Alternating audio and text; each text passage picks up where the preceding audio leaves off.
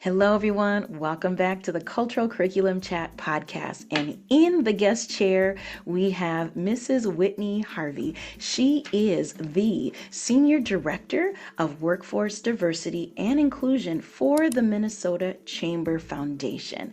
And we're going to talk all things multicultural education and why inclusion matters.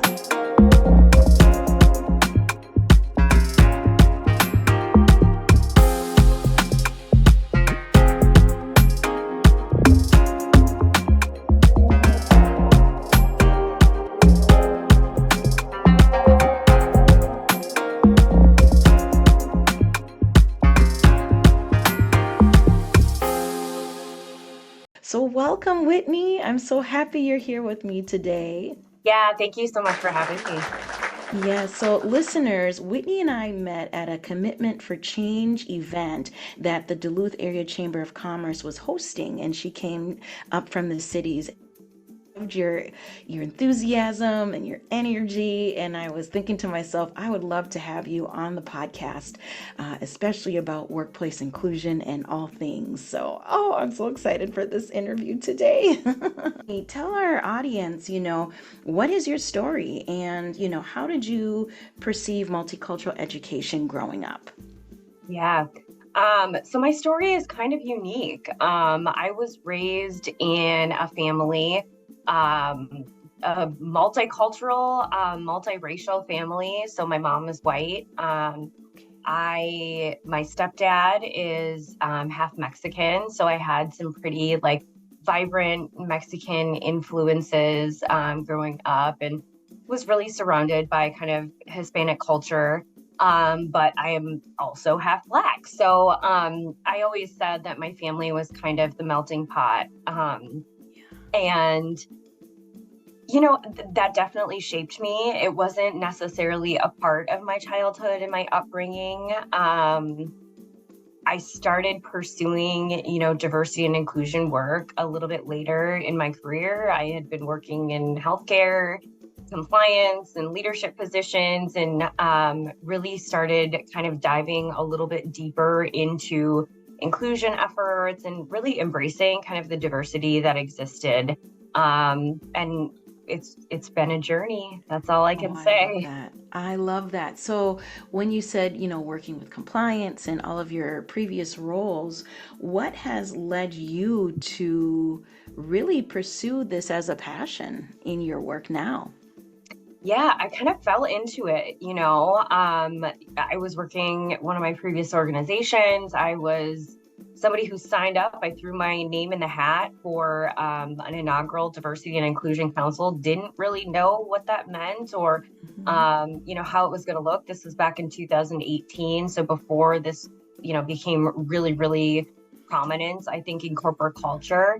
And started doing the work and met some really wonderful people and realized kind of the impact that we were having and the importance of these conversations, and eventually transitioned into a full-time position. I went to my senior leader and really advocated for the need for a position like this, and was able to secure that position. And I remember, telling my husband, this is filling my cup in a different way, right?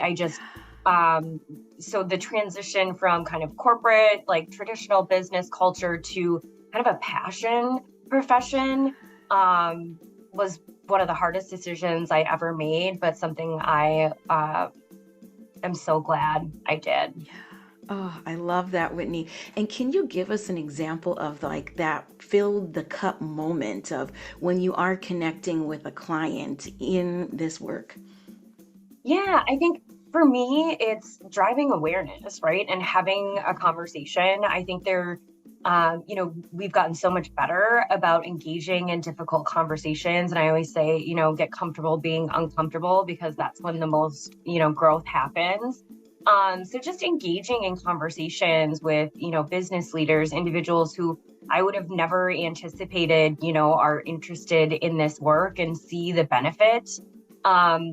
That's exciting to me. When I first started in my existing role, I went out and did focus groups across the state of Minnesota. just to try and get, a general gauge of the perception of DEI work. And, I kind of went all around the state, northern Minnesota. I actually did one in Duluth, from Austin to Wilmer. And it was really not necessarily metro focused, but getting a general understanding of just, the broader state and the perception of this work. And what I found is there's a lot of really wonderful people who are also passionate about this, who also, see the benefit to having a diverse workforce and, building community kind of across cultures. So I think it wasn't necessarily one particular moment, but I think just in general, I feed off of the energy and excitement of other individuals, and that's brought me so much joy. Oh, I love that, Whitney. And I love how you even said a lot of us, especially in this work, when you are interviewing and working with focus groups, a lot of people, when we're talking about DE&I is, oh, they're not going to be for us. They're not going to want to incorporate us in their community. And I love how you say it's the opposite. You've been to all four corners of the state of Minnesota and you've seen it, and you know that the need is there and it's wanted. And I think a lot of people in this space, when we're doing cross-cultural connections, is that fear and that stuck of, well, are they really going to be all in, or is it just me in that silo, so to speak? And I really think that is amazing of you sharing that there is more community that we know that is willing and want to do the work. And that is just bridging that gap that I feel like a lot of us in this space are afraid of that gap. And I love how you say the gap isn't there. We're willing. Let's just get together and get moving. I also want you to just, share too, what could family members and educators do to continue that building of inclusion that as a mother as well? Mm-hmm. Yeah. I mean, continue the conversation. I think the hardest part about this work is, one, it's very polarizing, right? People, regardless of what we're in, we're just a polarized nation. And that's a huge challenge. Politicizing diversity and inclusion, like it's aligned with a particular political party, is also incredibly dangerous too. Yes. I would say engage in the conversation. And I mean, a lot of the work that I do now is helping businesses understand what is their opportunity, and really taking into consideration where they're located throughout the state, the industry that they're in, the business size, like the existing culture. I think there's this fear that if I do this and I do it wrong, or I say something wrong, that I'm going to get canceled, because I think cancel culture is, one of the worst things that can happen to DEI, because it's like, oh, you make a mistake and then you're just ruined. So I always say, you've got to create that foundation of trust and understanding and forgiveness, right? Like, Yes. what are you allowing and what are you saying is a hard no within your organization? So setting kind of those parameters, and understanding kind of the power that you have as a business leader, or, even if you're not a business leader and you just are passionate about this work, you are allowed to set the expectation, right? Like, this is what we're going to allow and this is what we're not going to allow. I also think people, want to understand how this impacts them and their work, and how is this connected to the overall vision and the mission of the organization and the work that we're doing. So having a compelling why and really being able to tell the story, so people aren't, thinking that it's just a compliance initiative and we're just checking the box, that, diversity within our workforce really can be a benefit to our organization, not just because it's the right thing to do, right? And I always talk about kind of the three imperatives of workforce DEI, the moral imperative, which is kind of like the warm fuzzies. This makes me feel good. So let's do it. It's the right thing to do. But there's also business imperatives. There's actually data around, increased financial performance, employee retention rates, employee morale. And then the economic imperative, which, the state of Minnesota, we're seeing changing demographics and we're growing, increasingly more diverse. So I just think understanding the why, and being able to define kind of the what does diversity mean to you and your organization is important.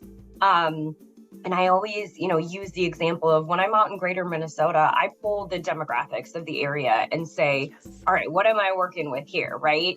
And that helps to really set a realistic expectation. If I'm in an area that doesn't have racial diversity, I'm not going to encourage them to develop a racial diversity strategy. That's not going to be number one priority.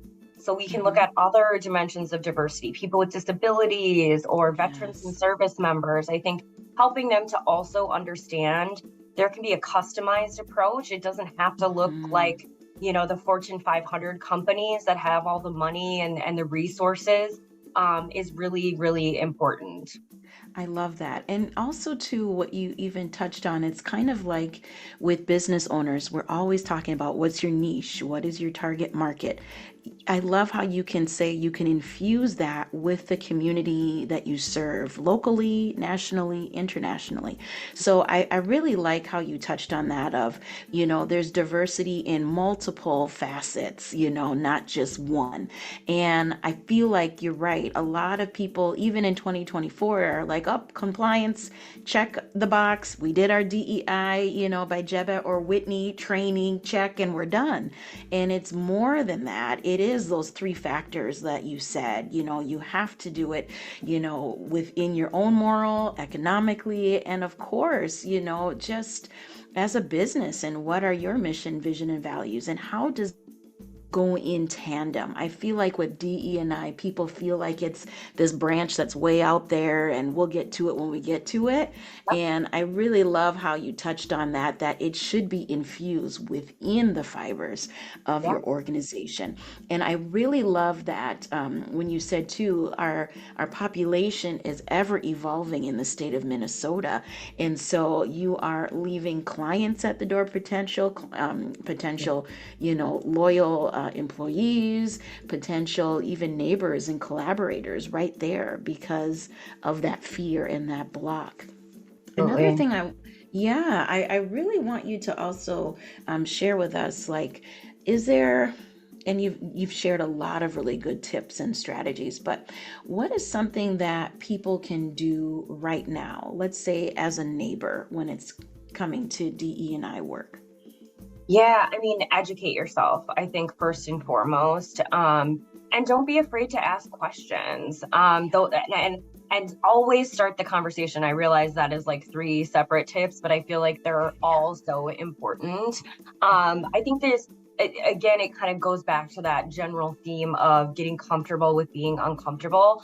So much of our fear of another group, whether it's a cultural difference or racial difference or just personality differences. I think Yeah. about things like neurodiversity and communication style, and so much of that fear is associated with just a lack of understanding. And so those bridges can be broken down by just respectfully asking questions. How can I better support you? Tell me about how you perceive things and how I can best communicate with you, right? Yes. So engaging in that conversation and staying curious but respectful, I think, is the way to Yes. do it. Ask questions, make the initiative to make connections.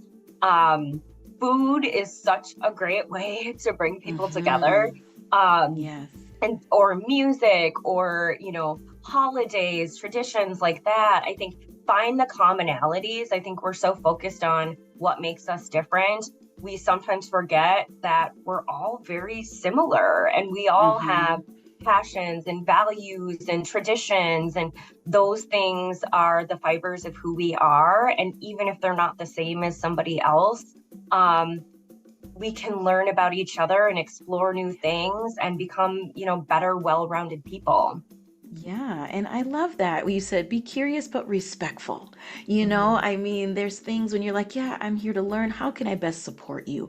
You understand, your style of being receptive of me. They're, like you said, personality wise, and there's so much now of the knowledge and the resources that we can have off of our phone.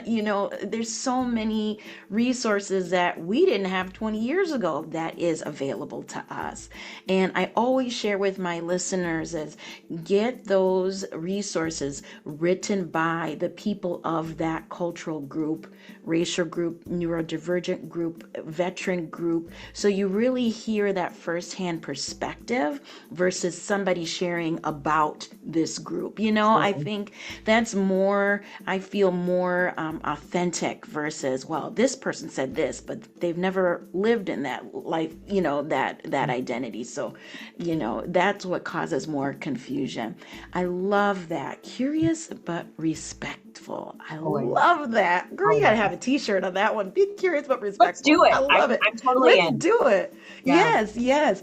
Oh man. So let's before we go, is there anything else you would like to share about your work with the Minnesota Chamber Foundation?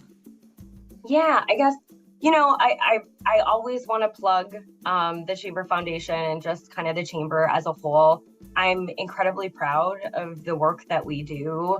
We're one of the only state chambers in the nation who is approaching DEI in this capacity and continues to kind of prioritize it within the function of the organization. So I'm proud of that.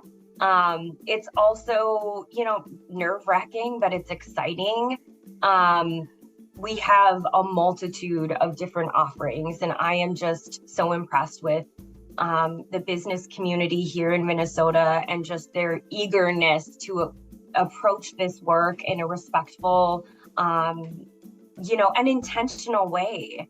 So very, very proud of that chamber work. And I would just say it's caused me to grow, right? I think, I talked a little bit about just my kind of individual identity. Growing up in Minnesota, I grew up in Anoka, which is a predominantly, white town. And as I was kind of like prepping for this session, I was thinking about, multicultural education and the experiences that I had growing up. And, it's like, I didn't have any, Yes, and I was next door to you in Coon Rapids, so I feel you. Yeah. Yeah. And Yes. I mean, both places had pretty significant racial tensions, in the 90s too. So we experienced that. There wasn't conversations. There were no, cohorts who were on learning journeys, and there were no, discussions infused in our places of work. And so I'm excited to see the change that's occurred. Our younger generations, are obviously very different. And I'm at that age now where I'm seeing the differences. I'm like, oh, I'm not the young generation anymore, which is like a challenge in itself. I know. Yeah. I've accepted that, and I respect that our younger generations are demanding different things from business leaders, right? Like they want to come to work for an organization who aligns with their moral compass and who is doing good in the world. And so the shift in kind of the mentality of business in general and how it functions has really kind of solidified the need for this work. So I'm proud of the work that we're doing. There's, immense work to be done. It's a marathon, not a sprint. And so I think, one little one-off training isn't going to change a culture and isn't going to change a state. So it's a lot of small and intentional efforts that are going to drive the change. But even being in this space, 6 years ago, kind of dipping my toe in, I'm proud of the progress that we've made, and I will continue to, support and advocate for the chamber and the unique position that we have to continue making this a priority. Honey, oh yes, and I'm so proud of you. Oh, Miss Whitney from Anoka, and Miss Jebeh from Coon Rapids. Look at us, it's like you saw the need growing up, and now you have been in a position as a leader for our state to say we have to do better. And I love how you pointed the future generation and the younger generations are watching us. Yeah. They want us to see what are the adults in power going to do. And Mhm. what I love about that is our younger generation, they're also using their money from us adults to purchase and support your small business as well. And so if you're not, cultivating a environment where they feel like they belong, that's also the bottom line that you have to think about as well. So, oh my gosh, this is Yeah. just amazing. Yeah, Yes. there's just, I think back and just, I know I'm totally going like off script here, but No, no, it's I fine. want to talk about just like growing up too and just the change. I think sometimes we're just so accustomed to this like slow and steady evolution that we kind of forget where we came from. And um, Mhm. yeah, representation, right? Like, I mean, how many cartoons were there where people looked like me or looked like you? That didn't happen, right? No. Mm-mm. Commercials. Um, Mm-hmm. there was always a all black Yeah. TV show, and then like every other show was a predominantly Yes. white cast. And so Yes. we grew up just not seeing people that looked like us. And so, you know, being a mother, having two daughters who, are also mixed race and have curly hair and have different, look different than a lot of their peers. Um, Yes. I'm just so comforted in seeing how confident they are in themselves. And I just think, whew, if I would have had that, exposure, Yes. um, I would have gone through this journey so much earlier. So I just think there's so much Mm-hmm. benefit to our children. Again, I think they are more curious and they are more Yes. cultured and they are more passionate about Yes. inclusion and equity and making a positive Yes. difference in the world. So Yeah. our kids are going And to they're save all more, us. they're going to save us, and they're more empathetic. Yes. My boys are also, and they're more of, well, yeah, mom, that's who that person is. Yeah. And, their heart is, really looking for others and also asking who's missing, and Yeah. when I was in Coon Rapids, we had no black teachers until I think my younger sister was in middle school, and they had two African American teachers there. One was the gym teacher, the other one was their English teacher. But all through, to high school, I had nobody that looked Yeah. like me. Yeah. And so it felt very isolating. And that was also that light bulb aha moment of, Mhm. you know what? I know who I am, and I'm going to help disrupt and dispel those Yeah. stereotypes that people, when they meet Mhm. me, can say, oh yeah, my bias Yeah. from a person that looks like you is going to be changed because I encountered someone like you. Oh, this Absolutely. is awesome. Awesome. Thank you so much, Whitney. And where can our listeners get more information about you and your work with the Minnesota Chamber Foundation? Yeah, well, thank you so much for having me. I mean, reach out to me personally if you'd like. I love having conversations with individuals who want to learn more or who are passionate about this work and who are looking for other ways to get involved. So shoot me an email. My email address is wharvey, Harvey, at mnchamber.com.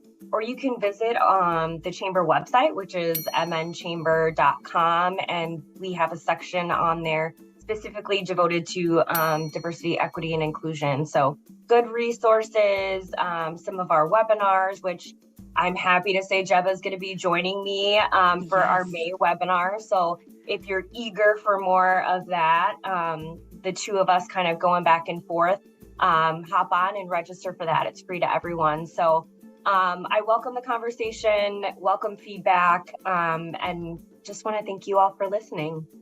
Oh, thank you so much, Whitney. And yes, listeners will have all the information in the show notes. Thank you, Whitney, again. And thank you, everyone, for Yeah. listening at the chat. I'll see you next time. Bye Bye. bye.